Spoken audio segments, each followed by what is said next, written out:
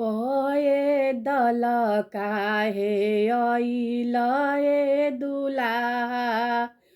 पये दल काहे अइल ए दुलाहा।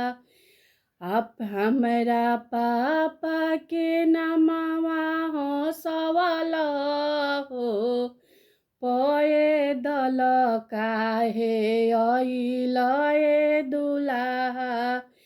हमरा चाचा के नमवा हंसवल हो। पये दल काहे अइल ए दुलाहा। अपना बहिनी के बेट डैबर हाथवा। थार चढ़ी के अइत ए दुलाहा। अपना दीदिया के बेचत डैबर संगवा। थारावा चढ़ी के अइत ए दुलाहा।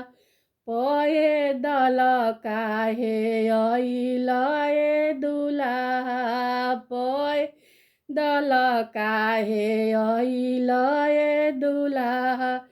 हमरा चाचा के नमवा हंसवल हो। पये दल काहे अइल ए दुलाहा। अपना दीदिया के देत सोनरवा के हाथे। चैनवा पेन के अइत ए दुलाहा। पये दल काहे अइल ए दुलाहा। पये दल काहे अइल ए दुलाहा।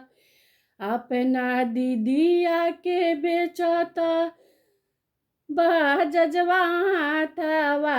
सूटवा पेन के अइत ए दुलाहा। पये दल काहे अइल ए दुलाहा।